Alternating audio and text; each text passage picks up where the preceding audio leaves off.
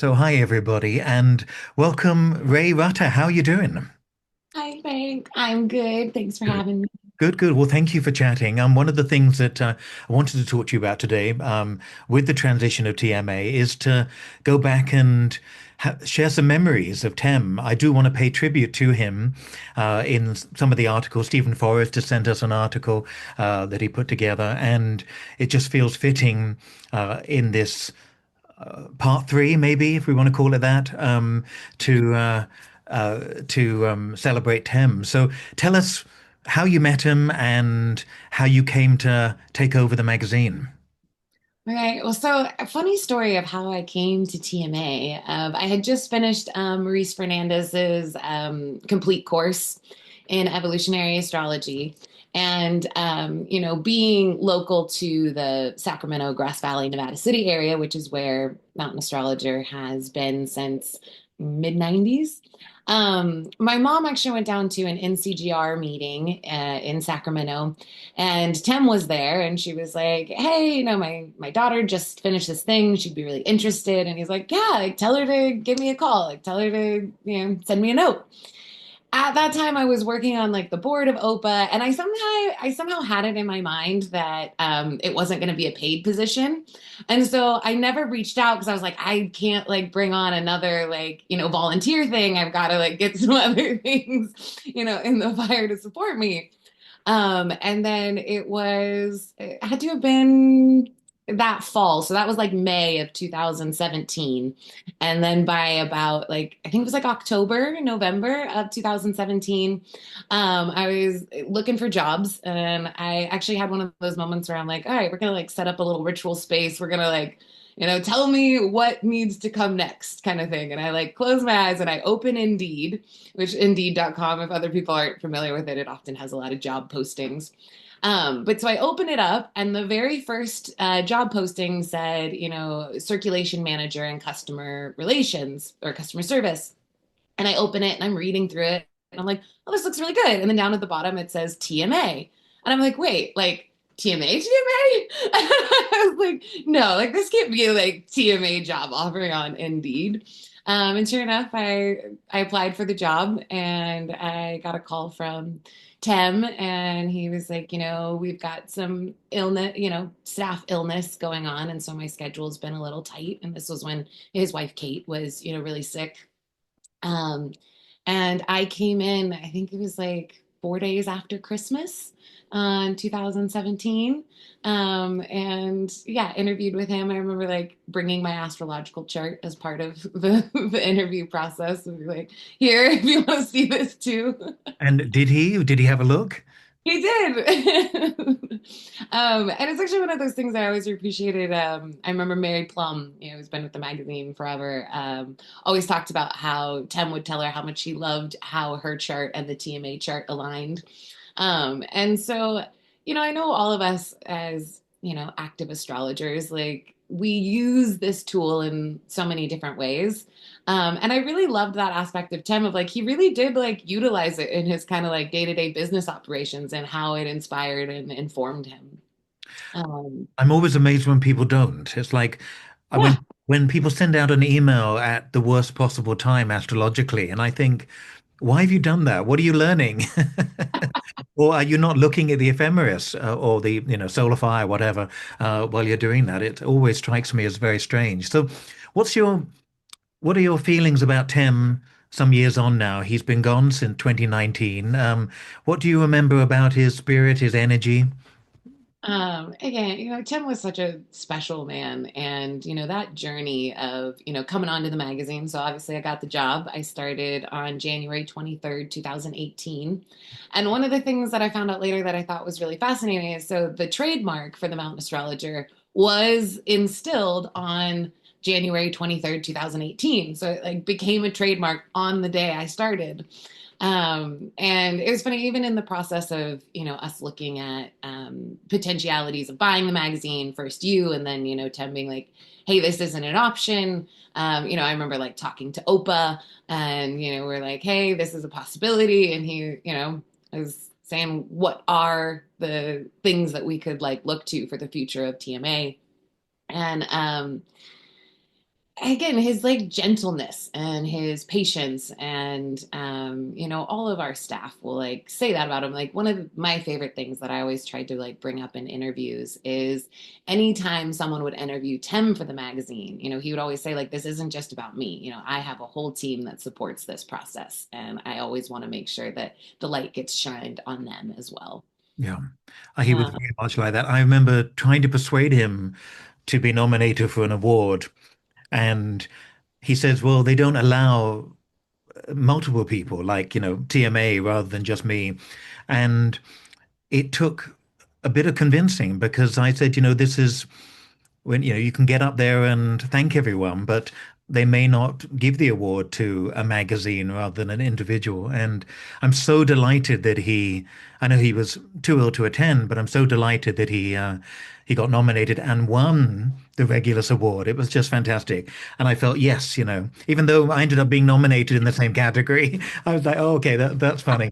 But it was perfect, absolutely perfect that he got it because he needed, I don't know if he needed the recognition, but we needed him Yeah, to he have the recognition. deserves it. And, I think sometimes that element of that humble confidence where it's like, I don't do this for accolades. I do this because I love it. I do this because this is joy to me. And so, yeah, especially, being a triple Leo, sun, moon, ascendant, all in Leo, you sometimes think that there is such a desire or a hunger for that spotlight or that stage.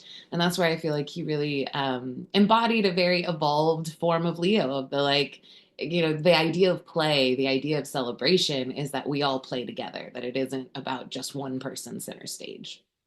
I think that's so true. And he, yeah, he taught me a lot about Leo because I remember being almost scared to approach him because he had such an aura of what he'd created, an aura of specialness about him. And then it's just this very quiet Mars in Pisces man who's just got this soft, playful energy. And that again taught me quite a bit about somebody's reputation versus who they really are in person. Yeah. Yeah. And I do love that you mentioned his Mars and Pisces because he and I actually had a Mars conjunction. His was 23 Pisces and mine's 25. And I remember I was like, this will be my first boss with a Mars and Pisces. And Kate, his wife, actually also has Mars and Pisces. I remember having one of those ones. I was like, wonder what this is going to be like. And, especially like in the kind of like narrative or story arc of how, I came to be running the magazine, one of my favorite memories was us like sitting in the office and Tim was he would often come in, especially in those days, like he was tired and exhausted and taking care of Kate, and then his own health stuff arrived. And so it was, when I walked into the magazine there, it reeked of burnout. And while there was still a lot of joy and still a lot of love, like there was a lot of exhaustion, and like needing a shift of energy. But and I remember kind of joking with him of like, well, like what kind of support do you need? And he's like, well, someday I might have to chuck you the keys and let you drive us out of here. And I'm like, all right. And definitely, like I've been contemplating that with even you and I know the like 10-month journey we've had about essentially kind of closing it down and then going through the bankruptcy legalities to get it transferred over to you. I had that thought of like, for me, my goal with the magazine, like even when Tim died, it was like, hey, I'm going to make you operations manager and see what you can do, see if you can find a way to buy it, see if maybe Frank can find a way to buy it or someone. And it really was just like a Hail Mary shot of like, how do we keep it alive? And I feel like for me, again, my goal was like, how do I protect this flame and how do I carry it through? And, in so many ways, I never wanted it to be mine. It was more of a like, hey, I get to be the baton carrier. And at some point, I want to pass the baton to someone who, yeah. And so, like, well, there's a little bit of a crash landing and more collateral damage than I would have desired. We made it. We survived. We're here to see another day. And you had a you had a vision. I don't know whether it was from day one. I imagined, as you say, the vision was immediately just keep it afloat, keep it going, you know. Yeah. Which, because, I remember like, so again, he said, like, see what you can do. And, it was like the day after he passed. And, Anne, our associate publisher, and Tim's like right hand man in business, right hand woman. Um, she's like, hey, like the numbers in our bank account, I don't like, she's like, are you sure we can do this? Like, I think we have to shut down. And, I even remember, emailing you and we were all talking and I was like, let's do it. Like, I was like, let's just start, finish that next issue. Let's promote it. Like, it's good. We can do this. We can make it happen. And again, one of my favorite things that you said was that we should change the name of the magazine to Survivor. But I don't remember saying that. Ah, Basically, especially that first, because I didn't buy the magazine until December of 2020, and he passed away in July of 2019. And, and that year and a half was a lot of like, is it viable? Can we do this? What are the plans? And so, again, one of my favorite things and why I named the corporation Egregore was it was a conversation Tim and I would have that he talked about how the mountain astrologer was an egregore itself, which an egregore is essentially a non-physical entity that is fed by the energy of those who are entwined with it. And he used to say, he's like, this thing has a life force of its own. He's like, anyone who thinks I'm driving doesn't understand that it's in control. And so yeah, I think there was this feeling of like, well, what does the egregore want, and how do I feed it? How do I nurture it? And so I think from those first days, most of the vision just was like, how do we continue to make this a space of collaboration, a space where all astrology gets to be celebrated, and yeah, like, keeping Tim's heart in it. Like, well, it's terrifying as a juggernaut. When I was always the visiting uncle. I could turn up and not have to. I could give the baby back, which is what I did many times, and it always felt like it would steamroll at anybody's life. And that first conversation I had with Tim, which I'm putting in the article that we're uploading, of when's the last time you had a holiday? And he said something like 27 years, and it had been since he began publishing. And I thought, oh, that's not me. That's not my life, you know. And you're right. It is. Uh, it feels bigger than any one person, and it feels. It certainly with Tem around, he was there, but it seemed to represent so much. And Stephen Forrest very kindly wrote a few weeks ago and said that it was the watering hole for everybody, where the whole community could come in. And I think that's a beautiful way of putting it. Yeah. So you did your time, 5 years. 5 years. 5 years. Yes. 7 years total with the magazine, five Yeah. years at the helm. Yes, absolutely. And you also created Neptune Underground, which is a tell us what that is. So the Neptune Underground has always been kind of like my pet project. And at one point there was almost kind of this vision of like the chimera of the mountain and then the mertail. And so the mountain being that space where there's a prestige, there's polished, it's edited. Whereas one of my loves of astrology is how we get into the real, how we get into the raw, how we talk about the tough stuff. And I think that astrology is such a really powerful access point for that, for us to be able to give it language that can help us, again, like navigate things that can sometimes be more crunchy or difficult to talk about. And so the Neptune Underground it's this space for the raw, the unedited, the playful. I tend to call it oracular, poetic, and X-rated. So, Okay. And it's a blog, but it's also Instagram. Tell us a bit about yeah, I was going to say. So right now it's mostly a blog. We just launched it's a joint venture with Being Ourselves and Neptune Underground, and it's called Ephemeral Astrology. And so it's actually an app. It's actually not an app. It integrates right with your calendar. So like your Gmail calendar on your phone or your iPhone calendar. And we have like 300 plus transits And it gives like again like Mars trine Neptune today, and it gives you a little read and like tells you what the growth edges are. And so yeah, in that same way of kind of like letting it organically become what it is, but it's mostly a blog, and I'm going to launch more of a podcast dynamic around it, where again having more of those conversations, bringing other people in from the community to dive into the like I said, the raw, the real, the like unedited parts of life. Yeah. And it's probably very timely because not only are people getting more um, I guess, muted, or people are worried about what to say in these times and being cancelled or being objectionable or being offended on somebody else's behalf is a big one. And there are people out there that still need to be saying things to keep people awake. Yeah. You know? So it's interesting. So tell us about the app. Where is it available? Where can we integrate it?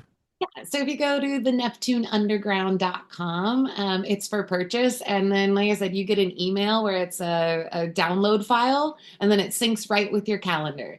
And what we love about that is so, again, you don't have to open a separate app. You don't have to go to your email every day. Like in the same way you're like, oh, okay, I have a doctor's appointment at noon. And then, hey, Venus is going to go direct at 5:30. It's right there, like helps you. Eh, for us, as astrologers, we're constantly looking at it. We know what's going on, but we have such a hope too of like helping people really understand the language, and getting a sense of like what is that astrological background music that's going on. And so yeah, and letting it be like right there with your daily chores as a reminder of like, yeah, what to sink into for the day, what to pay attention to.